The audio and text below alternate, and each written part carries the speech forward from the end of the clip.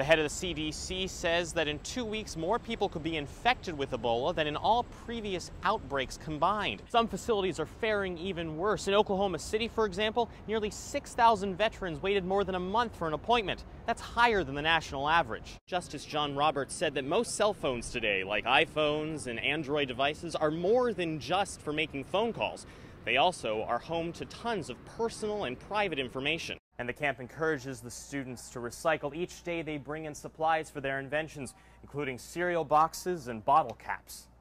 In addition to the tests the captains have to take, they tell us that the boats have to be inspected too before they can begin running in August. And with the Attorney General's decision to bow out of the case, it's now up to the governor. If he chooses to defend the state's marriage laws, he can turn to his general counsel. The Senate and the House both passed the bill before leaving for their summer recess. Reporting in Washington, Kevin Frey, Channel 2 Action News. While he's not pointing any fingers, the acting NTSB chairman said today that pilot mismanagement and misunderstanding played a key role in a crash that left 3 dead. This was the lineup of a series of unfortunate events. Amateur video from last July shows Asiana Flight 214 smacking into a seawall at San Francisco's SFO airport before crashing on the runway. The NTSB says the plane was traveling too slowly and low as it prepared to land. Now, investigators are saying why. We had a pilot who was new in this airplane. We had an instructor who was new as an instructor. The NTSB says the pilots were likely too dependent on complex autopilot equipment they didn't know how to operate. They didn't have enough experience doing visual landings at the airport. Pilot fatigue may also have been a factor. If you removed any one of those links in the chain, this accident would not have happened. Investigators are now calling on Boeing to provide better instruction manuals and training on how to use the automation equipment. But, the acting chairman says, even automation can only do so much. The pilot must always be in command. The pilot must always be the boss. Now, we received a statement from Boeing. Officials say they respectfully disagree with the NTSB's findings that autoflight contributed to the crash.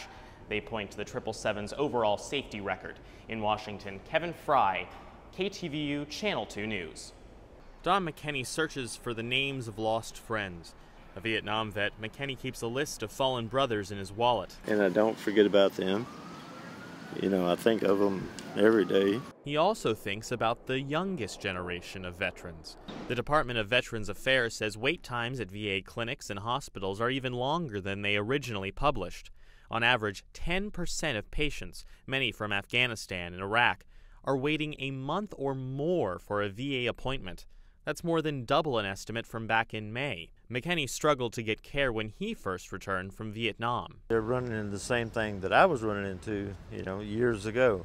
It's just hard to get in. Acting VA Secretary Sloan Gibson says those wait times are longer because the VA is now receiving more reliable data. For years, VA facilities covered up those delays with inaccurate record keeping. I don't like that we got more veterans waiting, but at least I'm getting better data. And some facilities are faring even worse. In Oklahoma City, for example, nearly 6,000 veterans waited more than a month for an appointment. That's higher than the national average.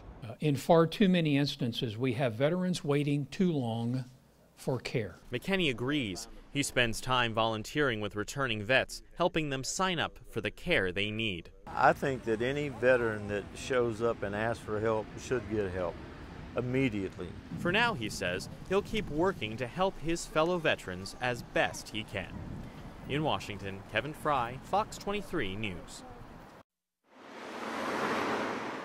Up until 2 weeks ago, guests were still staying at the Hotel Brunswick, but they weren't alone. There's things living here that are not guests. A bug infestation and mold have plagued the hotel. What's behind there is not pretty. But now, a brand new start. We're cleaning out top to bottom. John Meter, a downtown developer, just leased the property. We will refurbish it, and when we open it, it's going to be nice. But that might be easier said than done. The hotel has a long history of problems. Last year, a man was shot and killed after getting into a fight at a club in the hotel. Meter hopes a new name We want to leave it in the dust behind us. and new address can turn things around. Also part of the hotel's fresh new start, a brand new entrance. The front doors will be moved from Queen Street to right here on Chestnut. In Inside, a refurbished lobby on the first floor with big windows showing that the hotel no longer has anything to hide. Meter hopes to have 90 rooms ready by October. And after that, We're looking at the whole picture. that includes fixing up the indoor pool and adding restaurants, shops, and more entertainment venues. We want to get people, here and to be able to enjoy the downtown. And hopefully moving past the past. In Lancaster, Kevin Frey, News 8.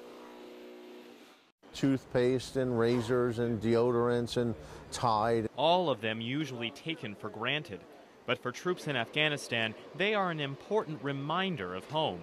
Tom Drupp's son, Justin, is a member of the 333rd Engineer Company. A few weeks ago, Tom received a message from Justin. His unit, stationed in Afghanistan, was running low on supplies. I was a little frustrated at first, and then I directed that frustration to, okay, let's do something about it. For help, Drupp turned to his employer, Americhem. What I thought might be a case or two turns out to be, skids of product. Americhem, a Middletown-based Procter & Gamble distributor, donated more than $5,000 worth of razors, toothpaste, and other supplies. There you go. Troops based in Lebanon accepted the donation on the unit's behalf. I feel very, very fortunate that everybody was willing to help. From here, the supplies head to New York, where they'll then head over to Afghanistan, arriving at Justin's troop sometime in the next 2 weeks. I think he'll be a little overwhelmed.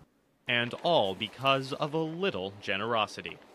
In Lebanon, Kevin Frey, News 8. The head of the CDC says that in 2 weeks, more people could be infected with Ebola than in all previous outbreaks combined. Today, Congress put its summer recess on hold for an emergency meeting about the quickly spreading disease. The director of the CDC, Dr. Tom Frieden, traveled from Atlanta to Capitol Hill for the last-minute hearing. He had one very important message. We can stop Ebola. We know how to do it. Frieden says they need to fight the disease at its source in Africa. The CDC will send 50 specialists to West Africa in coming weeks. But it won't be quick, and it won't be easy. Since March, more than 1,700 people have been infected. More than 900 have died. There is no known cure for Ebola. As for that special serum being used to treat 2 American missionaries who contracted the disease in Liberia, Frieden says it's unclear if the drug is working. We have no information about whether that treatment is helpful, harmful, or has no effect. And whatever you may read, my opinion personally is that the course of 2 individuals is unlikely to answer that question. The serum has never been tested on humans and is not yet approved by the FDA. It is still an experimental drug. And it's in short supply. Some members of Congress blame the Obama administration and the CDC for not being adequately prepared to handle the outbreak. It's clear that the government is still trying to catch up. Federal funding for pandemic preparedness has seen cuts in recent years. Between 2010 and 2014, Congress slashed the budget by nearly 2/3 to just over $70 million. And that could see even more cuts this year. Reporting in Washington, Kevin Frey, Channel 2 Action News. A new era in Washington. Hi everyone, I'm Kevin Frey, and welcome to a special midterm edition of Colonial Crossfire. In a tidal wave of election victories on Tuesday night, Republicans gained at least 7 seats in the U.S. Senate. They also easily maintained power in the House. That means that come January, the GOP will control both houses of the U.S. Congress, creating a divided government here in our nation's capital. Here at GW, the college Republicans and college Democrats gathered as the results came in on Tuesday night. They held neighboring viewing parties in the Marvin Center. Colonial Crossfire reporters Mike Falco and Benji Englander were there as the votes were counted. For all of us here at GW-TV, I'm Kevin Frey. Thanks for getting caught in the crossfire with us. We'll see you next time.